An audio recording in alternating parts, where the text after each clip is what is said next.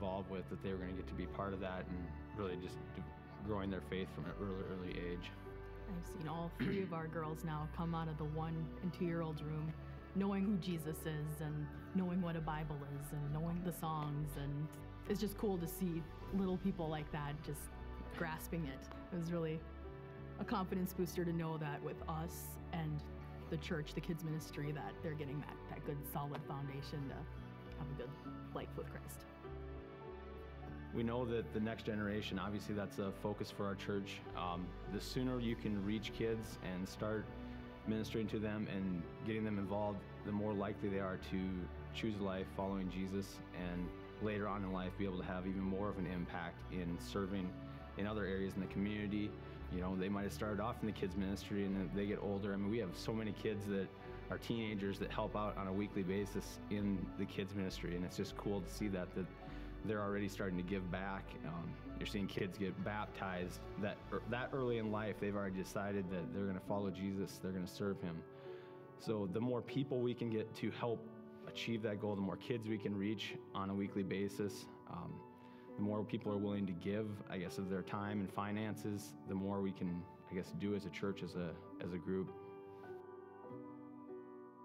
To have that good team effort of what the kids ministry is doing and what we're doing, we can just back each other up on it, and hopefully with that strong foundation so young, it'll help make those good life choices down the road.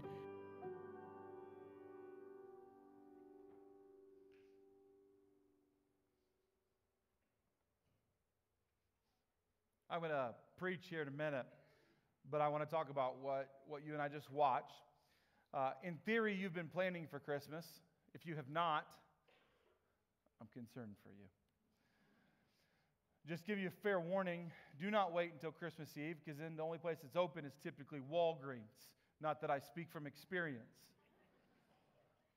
Just so you know, people do not appreciate gifts from Walgreens. Not that I speak from experience. Okay, so I just had some immature moments in life. So I hope, in theory, you're planning for Christmas. I don't know what you've got planned. Some of you have thought about it. You got to move beyond just thinking about it. You probably are going to get a gift to somebody, someone in your life. You're probably going to give something, and we know this. Come on, we're adults and we're grown-ups now in a way that we know that it's not about how expensive it was. It's a special gift when you give it to someone. We know that. So as a church, here's what we find, just kind of weird. Christmas, about Jesus, right? About Jesus coming to earth. But he is often someone that we neglect on giving a present. Because we're like, well, what does he need? It's not about what he needs. So as a church, we thought, this was years ago, hey, Christmas should be a time that we give gifts to people. That's awesome. That's good. But let's also include God in this. Let's give God a gift. So every year, Christmas season, we as a church have a special offering, but it's special because we're giving it to God like we give anything else, but it has an agenda to it, and I wanted to share with you the agenda. You probably have heard, if you maybe you haven't, about the Kids Matter offering. And you're like, well, what's that mean? Well, here I want to share this. If you give to the Kids Matter offering, you're going to help fix some things. There are some things that are breaking down. So let me just, full disclosure, tell you what's breaking down. At the West location, our kids ministry is awesome, but there is some equipment that is not working like it should and is on the verge of never working ever again. Now, I know I'm talking to people from South Dakota, and some of us are like, oh, duct tape it. That's duct tape it. And I get it. I resonate with that. I love to fix anything with duct tape. You just need to know, we've already done that. We're now beyond that, okay? So it's time to replace some things at the West location for the kids' ministry so that we can help them know who Jesus is in effective ways. So that's one of the problems that the Kids Matter offering will fix. It will literally fix that. We will resolve that problem so we don't have duct tape stuff going on. Now, East location, I don't know if you've ever been to the East location. I'm curious. I'm just curious. Who's been to the East location ever? Okay, I'm just curious. Okay, just thank you. It's not in my notes. Just kind of wanted to know. East location has a different issue. Here's the issue. We need more space. The East location, we built it, and we thought, this will be good. then kids from everywhere across the world have flooded it. It's a good problem, right? Right? It's a good problem. You're like, a church should have a lot of kids. So what we need to do is we actually have to do a little bit more construction. We got to change the format of some things, make some rooms bigger, create more space so that we don't have to turn kids away from the kids ministry because it's too full. And I know you get that, but you need to know that's expensive, and that's what this is going to resolve. If you and I give this, we fix that problem, which is awesome. But there's a third one that you may not know about, and I think a church, as you agree too, should not just be concerned about its buildings, but what about the people outside of the buildings, right? Well, in our area, there's some issues with adoption and foster care. Well, in the next year to come, I'm going to tell you more about the issues at hand. But one of them is the organizations that are participating in helping facilitate foster care and adoption need some help, and we need to help them. I know someone was like, well, why don't they get some government funding? Well, they can get that, but the church should not neglect that area of life. And so we're not. So you need to know when you give the Kids Matter offering, you're going to be given to that. All that, and many people have asked, well, David, that's three things. Okay. That's, if you want to know the dollar amount, that's going to cost over $200,000 to do all of that. And someone was like, so what happens if we don't raise that? Well, we don't do it. I'm not telling you that to be mean, but that's good, honest stewardship. So you and I can give this. You're like, well, how much do we give to this? Well, that's what we need to talk about, just very briefly. It's not about the amount, just like gift giving is not about the amount. You and I, it doesn't change. It isn't all of a sudden where the pastor's talking about money going to church, so now it's about how much you give. No, it's about sacrifice, and you agree to that. So here's what our family is doing. Our philosophy, because we do this each year, our philosophy is we give just beyond the line of it hurting. Just where you're like, now I'm not going to get what I wanted to get. So we adjust our present giving to each other so that the church, so that this year kids can have what they need to have, because frankly, I think it's more important than me getting all of the things that I want. Now, our kids are even involved. Now, of course, you might be thinking, well, of course they are. You're making them. Well, no. In fact, our kid, Titus, 5 years old, he's like, can I, each year we talk about this, and he's like, can I give to that? And I'm like, you are an awesome kid. You want to give to this? And part of me's like, well, I'm raising him, right? It's like, where'd you get that idea? From Mom. I was like, sweet. Of course. So our kids are getting involved. You should get involved. I'm not going to be sheepish about this. You should get involved. You should give. And you're like, well, when do I give? Well, you have about a 3 to 4 week window.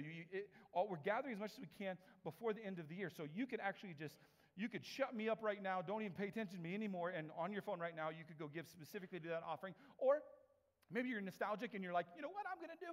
I'm going to wait till Christmas morning, wake up, and give Jesus a present. And if that's what you'd like to do, you can go ahead and do that. If you have questions, go to the next steps. You'll be like, hey, I want to give the full $200,000. Well, good for you. You can do that. Now, that's not the only thing we're doing, by the way. It's not just an offering, because as a Fountain Springer, we don't just give. We give and we invite during the Christmas season. And so you should have something like this where you're like, okay, what's this? This is for you to invite someone to one of the Christmas services. It's a very big deal around here, Christmas services. If you've ever been at a Christmas service, you know what we're going to do. We're going to talk about Jesus a lot. We're going to celebrate. I'm even going to give an invitation. If someone wants to follow Jesus, I will offer that invitation, and you and I ought to invite people. There are 13 services this year. One of them you don't get to choose. One of them is at the prison, so it's off limits to you. So there's going to be 12, though, that you can choose from. East or west, you can choose. But you got to get a ticket. I know at first I'm like, I got to get a ticket to go to church. That just doesn't seem right. Well, it's so that you can have a guaranteed seat. That's what we want. We want you to have a guaranteed seat, because if you don't know the history of this church, there was a Christmas or multiple Christmases. People came all looking all nice with the Christmas outfits. They're ready. This is going to be awesome. And they actually didn't have a seat. I remember watching, and it grieved me. I remember cars pulling into the parking lot and pulling out of the parking lot because there were no parking spots. So we do tickets so that everyone knows, I'm showing up, and you're going to have seats. So that's why you need to get seats. So here, anyone and everyone matters, right? Anyone and everyone matters, right? So let's focus in on the one part of anyone and everyone. I think you have one person in your life you can invite to one of the Christmas services. So invite them, help them get tickets. You just go online, go to Next Steps, whatever, and we'll make sure that you get your spots reserved. But it's an incredible time to get together. I hope you'll make a priority. We've put them on just about every day of the rest of the year, so you can find a day. But today we're going to talk about our feelings. I don't know if you like talking about your feelings. I personally do not long to talk about my feelings. But we need to. Because Christmas brings feelings up. Christmas makes you feel stuff, if you didn't know that. You probably have expectations about Christmas. Perhaps even before Christmas arrived, you say, hey, here's what I'm hoping Christmas is like this year, who I get to be with, how it's going to play out. And many of us go into Christmas with high expectations, things we're hoping for, it's going to be awesome. And you're already going, I gave up on that. So we thought, should we not talk about real life for Christmas rather than faking it? I know it's pretty and lights and trees and all that, but let's go after where you and I, here's the goal, that you and I wake up on Christmas not having to fake peace and joy, but we really have it. To me, that sounds like, thank you very much, I like that. So the whole series is built around this question. What do we do when life doesn't go our way? I think we need to deal with this. If you're a parent, parent it. Now if you're a boss, you have to parent this. And what do you do when life doesn't go your way? What do you do when all of a sudden what you thought should happen, what you planned, what seemed right, it doesn't play out? And you find yourself, in all seriousness, with a broken heart because life didn't go the way you wanted it to. And you're like, I hurt. What do I do with this hurt? And here's why I bring it up for Christmas, because Jesus addressed this and said this is one of the reasons he even showed up.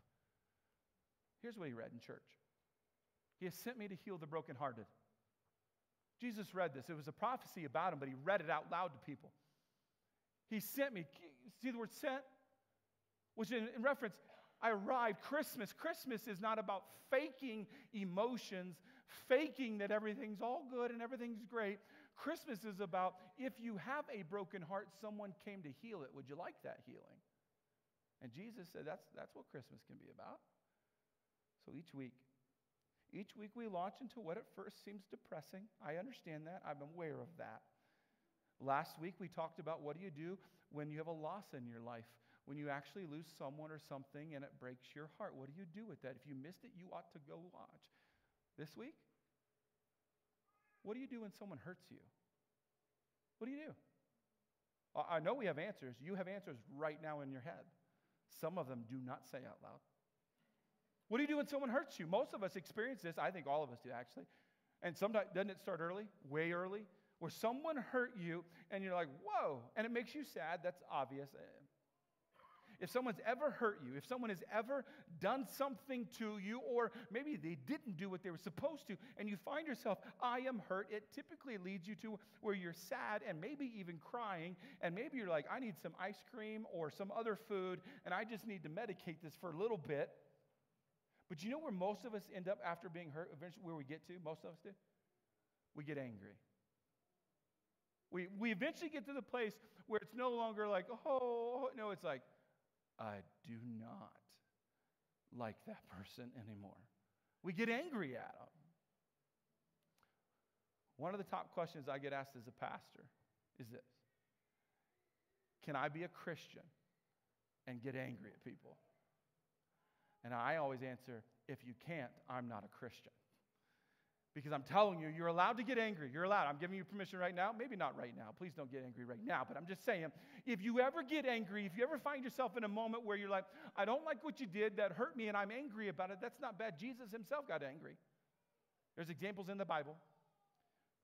Most of us get angry. Most of us walk through this.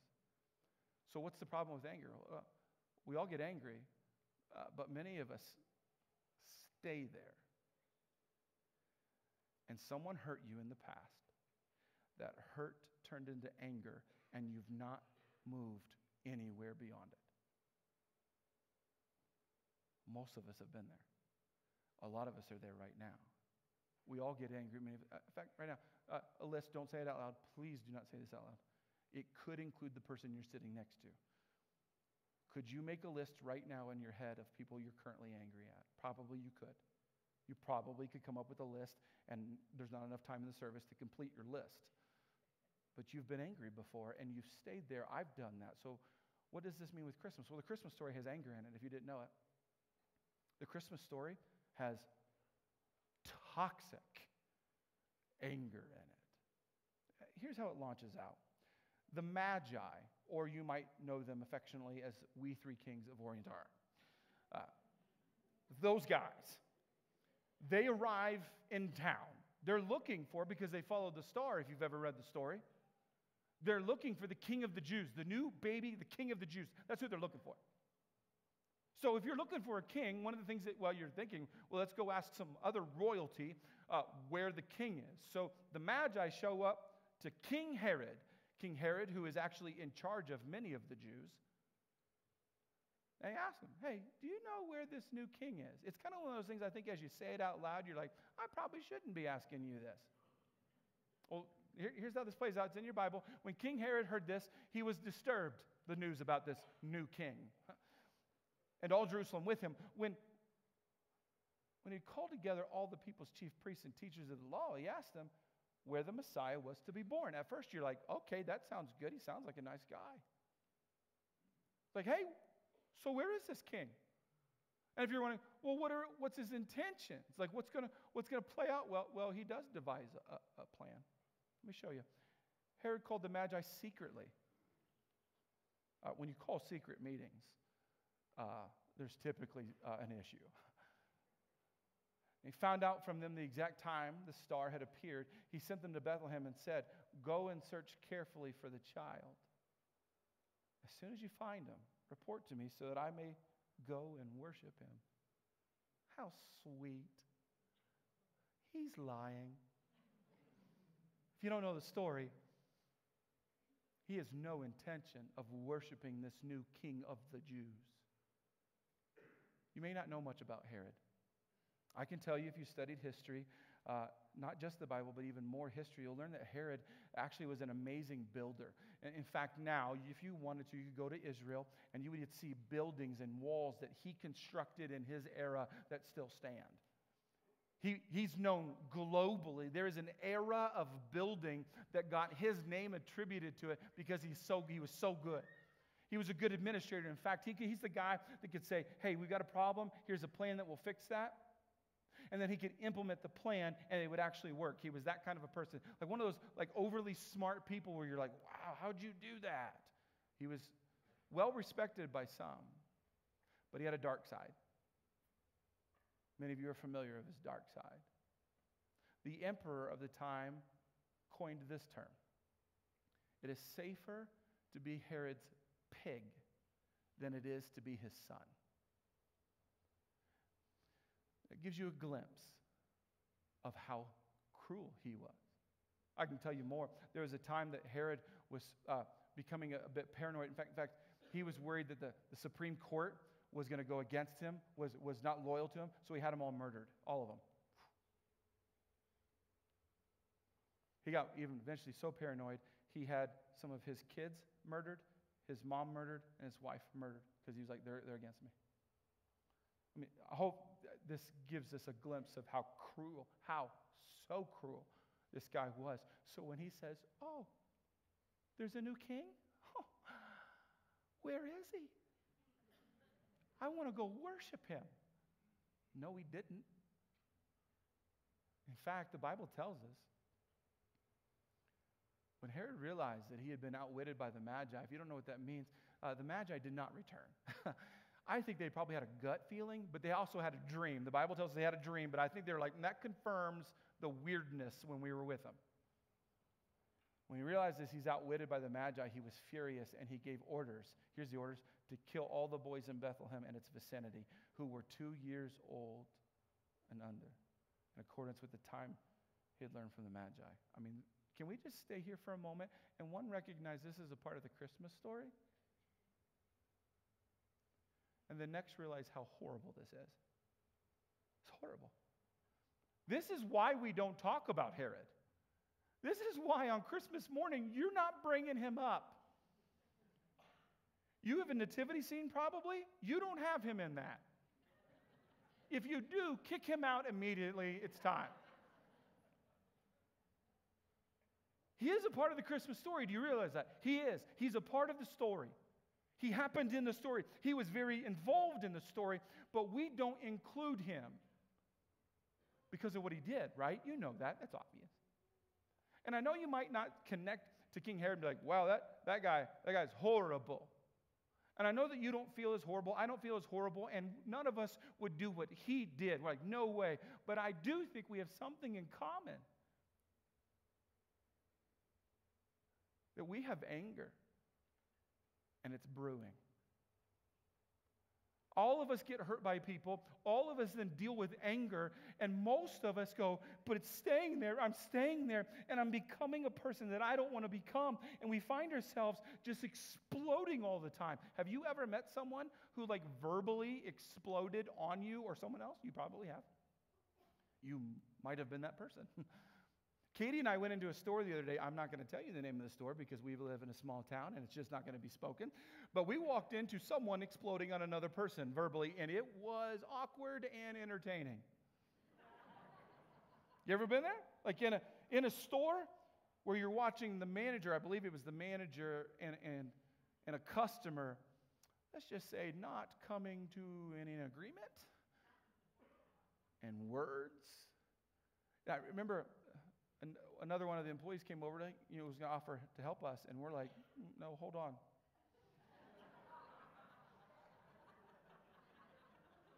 We'll be with you in a minute. Also, at the moment going, just back out, Katie. The door's just, you probably have been there. Someone who's exploding verbally. I wondered if it was just my problem. Maybe you ever wonder if things just happen to you? So I went online because the internet helps me sometimes with this. It's not just happening to me. And I wanted just to show you what it looks like, because you may not fully understand or have your mind on what does it look like when someone has unresolved anger and it's just exploding in ways that just seem ridiculous. And so here's one. There was a guy who was working the roller coaster. If you've ever been on a roller coaster, there's staff there that help you kind of get strapped in so you're safe. But also, if you're carrying stuff, they want to take the stuff that you're carrying and put it into cubbies because, well, one, they don't want to deal with you later going, hey, I need to go back down there behind that fence and get my cowboy hat or whatever you got that you won at the ring toss. They don't want to just mess with that.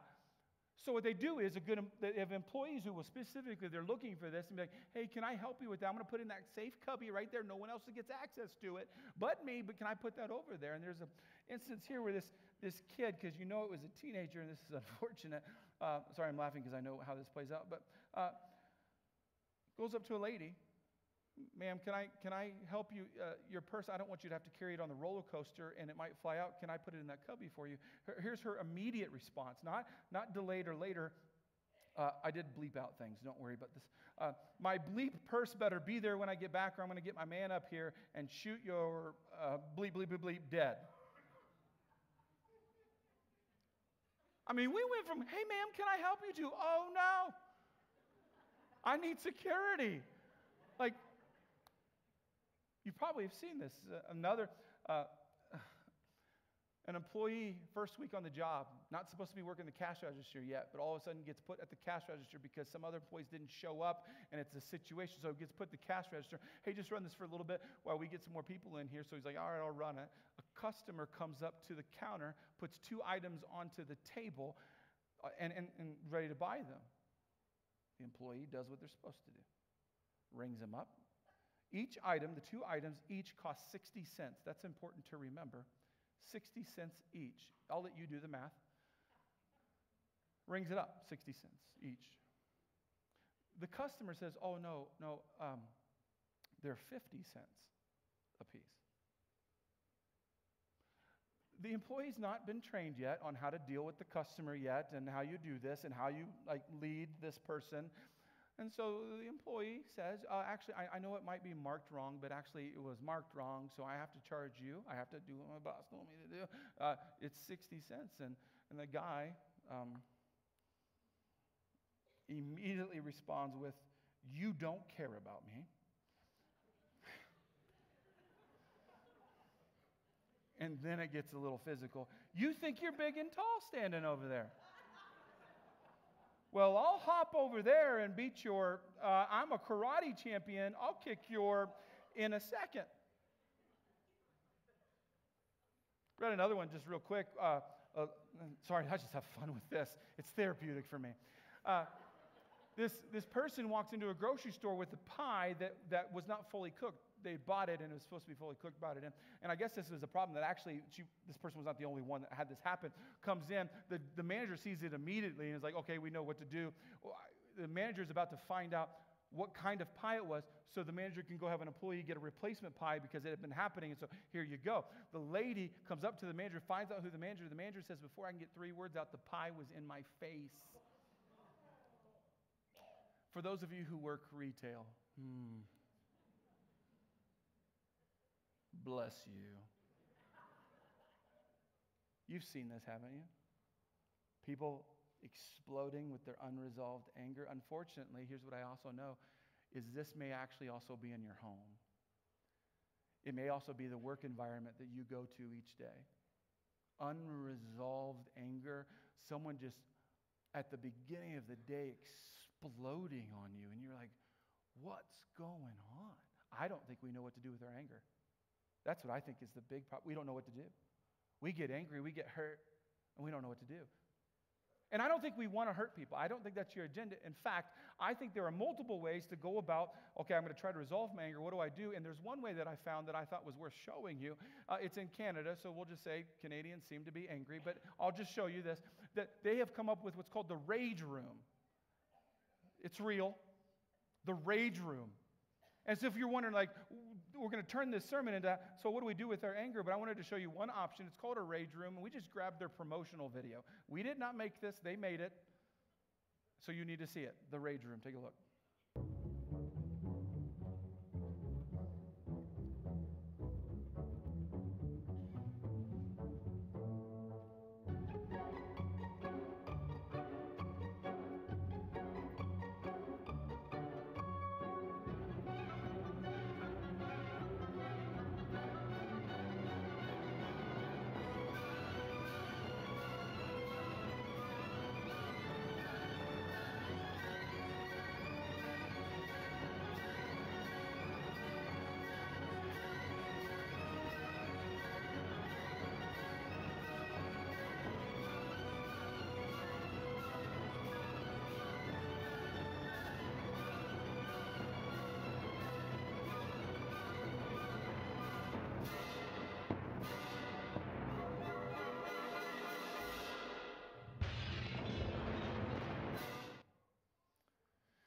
Every service has been the same. Initially, people are like, yes. Some of you are business people, you're like, oh. You're trying to find right now you're Googling, does Rapid have this? If not, you will start one.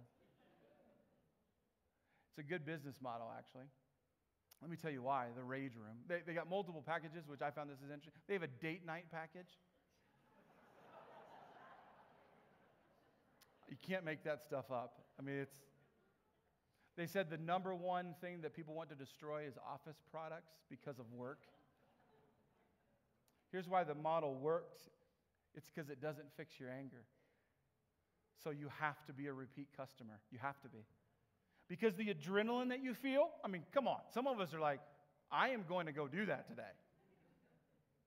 You feel this adrenaline, this fix in this moment where I think everyone leaves going, that felt good. That felt really, really good. But you know what happens the next day? The adrenaline's worn off, and the anger's still there. So you have to go back. So, although a rage room sounds fun, it's not the way to resolve your anger. And if you don't know truly what we're going after, if left unresolved, our anger turns into cruelty. If you and I don't figure out a way how to resolve our anger, how to resolve when someone has hurt us, and we get angry about it, and that stirs and we stay there, if you do not figure out how to resolve that, you will become a cruel person. I know there aren't many of us who would say, yes, I'm a cruel person, but you need to know if someone else entered your house or your workplace or when you're with your friends and they saw what you were saying, they might say, whoa, that's out of bounds. Marriages don't end because someone got angry. They end when someone gets cruel. Relationships don't fall apart when one person just all of a sudden gets angry. It's when cruelty gets spoken. And then things fall apart.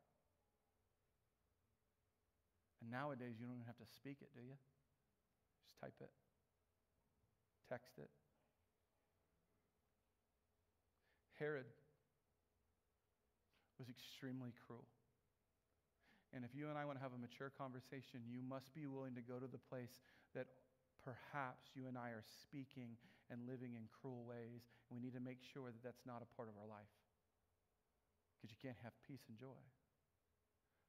So we don't have to stay there. The sermon is not, so watch out. Don't be angry. No, Jesus teaches a couple things on this that I find very, very profound. Let me show you the first one. Then he said to them all, whoever wants to be my disciple, this is Jesus saying, whoever wants to be my disciple. If you're unfamiliar with the word disciple, nowadays we often use the word Christian, follower of Jesus, someone devoted to Jesus, what Jesus spoke, you just eat it up, you follow it, and you do your best. Disciple, follower of Jesus. Whoever wants to be my disciple must deny themselves and take up their cross daily and follow me. Don't get lost in the wording next. For whoever wants to save their life will lose it, but whoever loses their life for me will save it. What good is it for someone to gain the whole world and yet lose or forfeit their very self? I want to put a spin here that I think Jesus intended. He did intend, yes.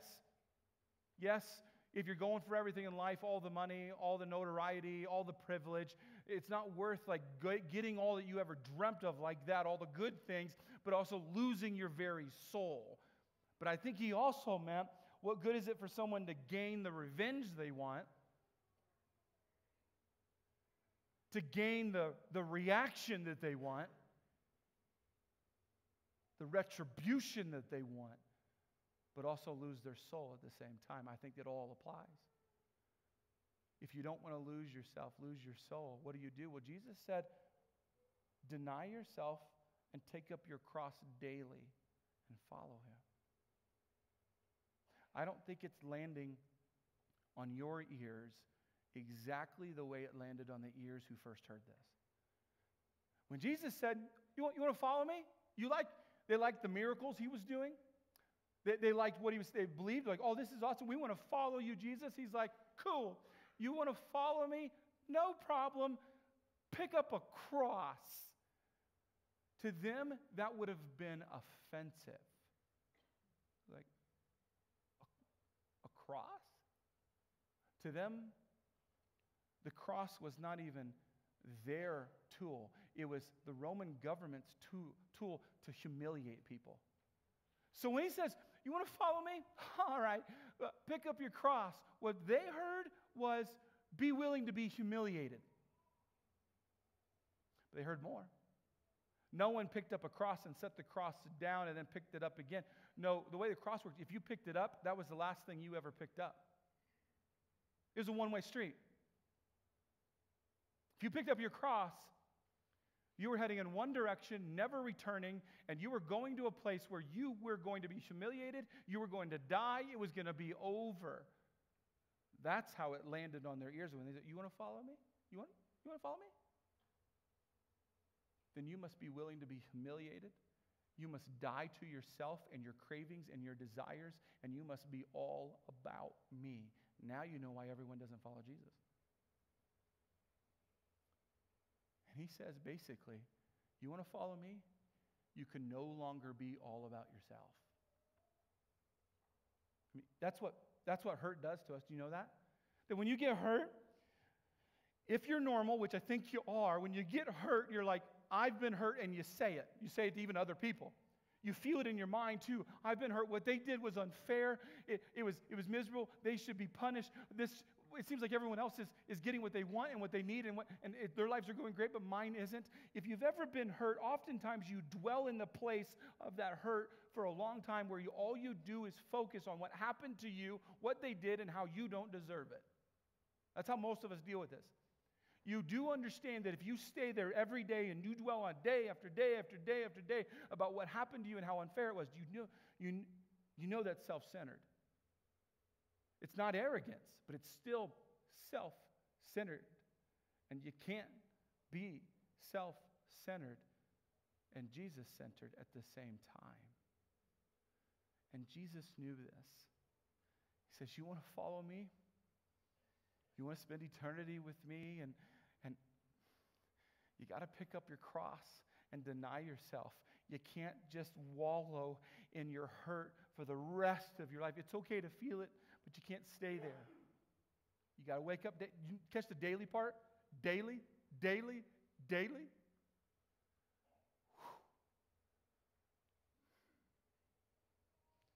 So many of us have moved this way. We were hurt by someone. It made us angry. And you know where many of us have landed? We hate that person now.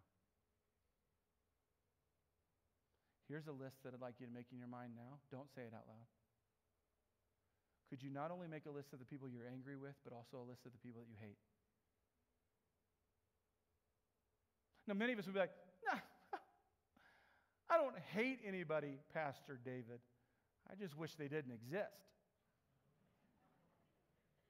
Am I in your life now? I mean, that's how I'm like, we don't like to use the word hate. We know hate is extreme and strong. But I'm just telling you, many of us, we won't say the word, but we live the word. That's what I'm saying. And I'll tell you something I've learned. It was a difficult lesson, but applies to this very moment. If you hate someone, we can't hate our hurt away. I've tried. Perhaps you have too. Where you thought in your mind, what they did hurt, I'm wounded by it, I'm angry about it, and now I hate them. And at least with your mind, you just project the hate, you live the hate, and you find yourself, if I could just hate them long enough, then I'll be okay. And do you know what that does? It waters your hate. It grows it. So Jesus says what you and I are supposed to do if we're living in anger. You know what we're supposed to do is we're supposed to pick up our cross. And every day, every stinking day, pick up our cross.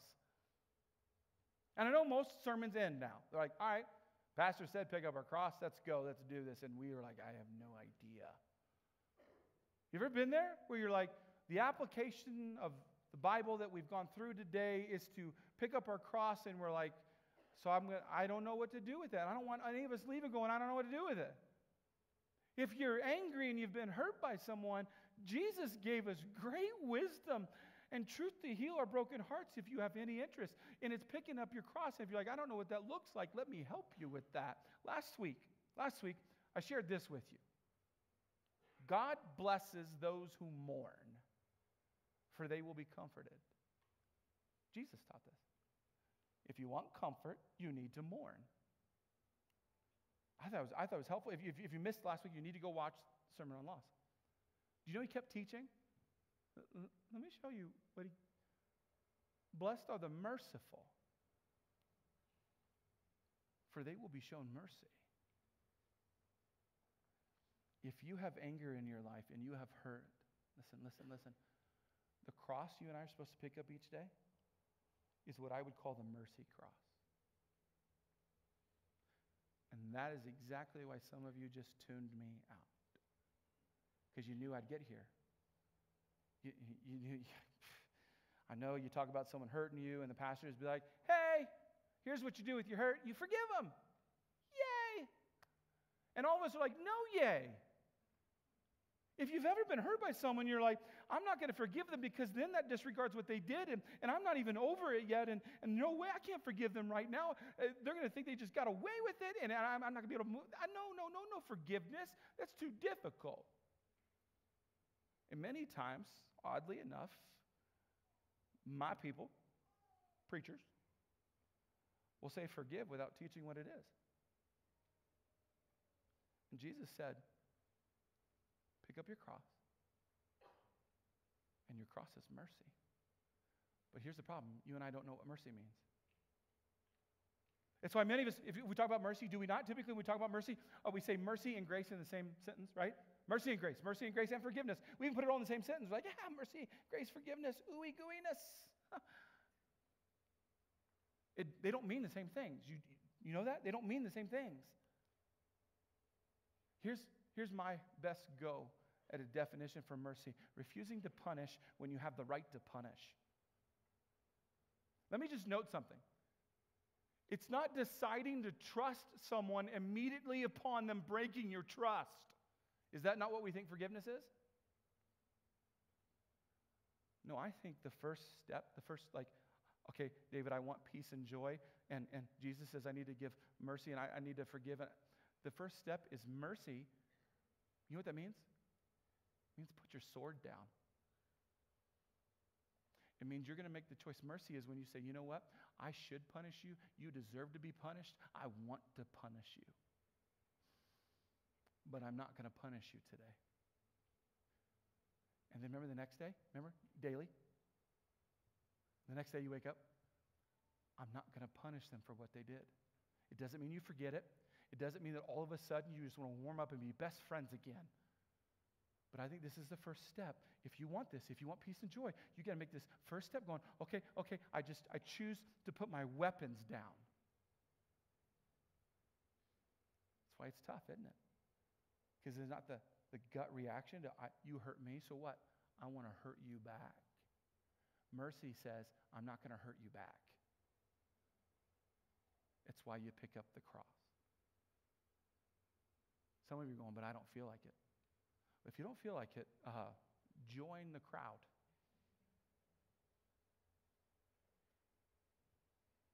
Maybe someone ever taught you this. Mercy is not an emotion. It's a sacrifice. Most of us have been treating mercy like it's an emotion. In other words, David, when I feel like I can, I will. Right?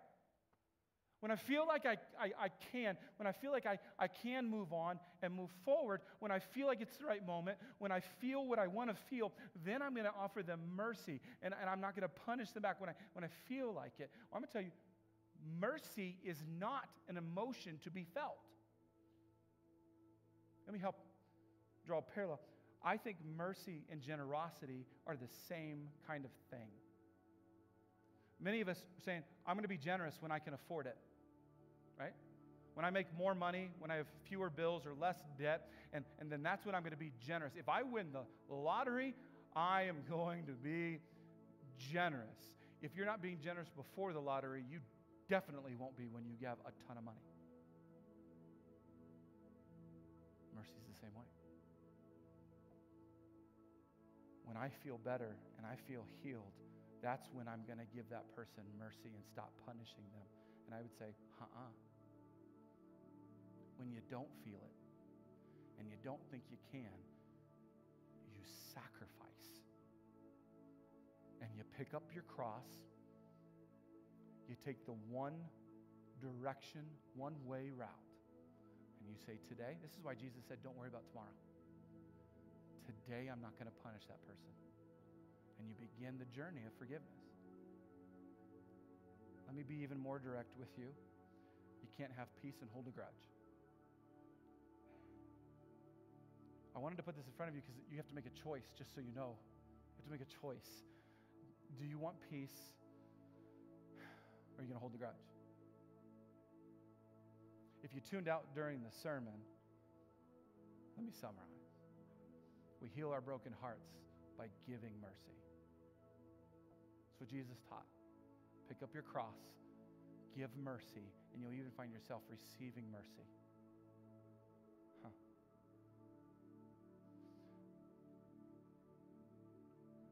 Christmas is about your heart. And it's time that you and I take what Jesus said. He was sent to heal the brokenhearted. If you want your heart healed, I'm not asking you if you want to be religious. If you want your heart healed, we have to talk about this, and we need to go one step further. We need to ask God to heal our broken hearts. So if you missed the first part of the series, here's what we're going to do. I'm going to pray for you. I think we have to have God involved in this. I don't think you can give mercy and heal this way without God. So here's what I'm going to do. I'm going to invite you to do something you may not be comfortable doing, but it's good. I grew up in a church where there was this thing called the altar. It was the front of the stage is what it was. Front of the stage, the altar. And many times, almost every service when in the church I grew up, people would come up to the altar and kneel down and have conversations with God. Just private conversations with God, would kneel down. Now, some of you are like, theologically, is that the only place to talk to God? No. You can talk to God right where you're at. But there's something special about physically getting up and kneeling in front of God in a way that you're not bowing down to anything on the stage. You're going, I'm just kneeling. I'm going to have a conversation with God. And by the way, you're like, how's that conversation go? Oftentimes, you don't say a word. He talks to you. But I'm going to pray for you. But I wanted you to know that we need to be this church where we feel safe amongst each other, that we can, sure, stand up, sit down, that we can cry around each other, but that we can come up to the altar not saying, hey, I'm a horrible human being. It's, hey, someone hurt me and I need to talk to God about it. I want a healed heart. So I'm going to pray, and then we're going to sing a song. But some of you, while I pray, and maybe even during the song, you don't need to stay where you're at. You need to get up and come to the altar and have a conversation with God. Okay? So I just want you to know, as has been said in all of history, the altar is open should you want to take advantage of it. Let me pray for you. Let's bow our heads. God, I believe with all my heart that you assembled us, not mistakenly. God, I believe that whether we are a part of services here all the time or this is our first time, God, that you've assembled us in a way that we were supposed to hear what you had to say today. God, I pray that you will do something in our hearts. I think there are folks who have broken hearts. I think there are many of us who are hurt and it's led to anger and it's unresolved and we need your help. So in the name of Jesus, God, I ask that you would heal our hearts. In the name of Jesus, I pray that you would give us a courage to engage a conversation with you, to engage you and say, would you help me? Would you heal me? God, help us to let go. Help us to be open to you. Help us to be willing to just have a conversation with you. God, heal our hearts so we can enjoy the peace and the joy that you talk about. We love you. I pray this in the name of Jesus. Amen.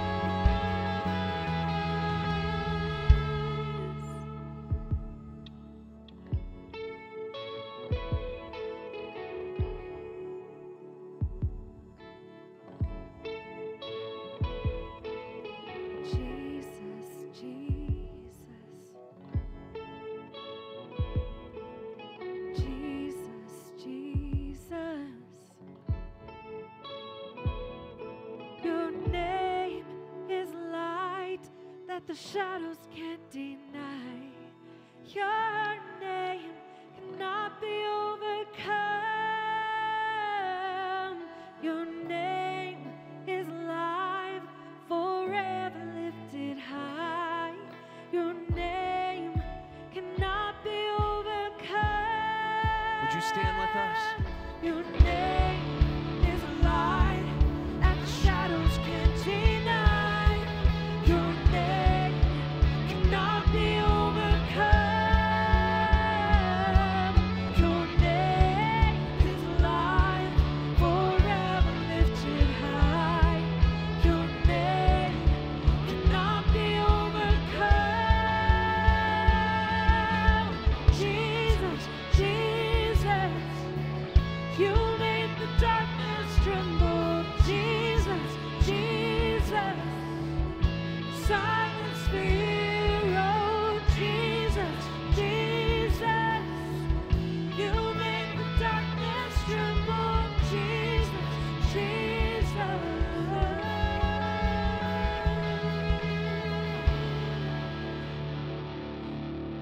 Amen.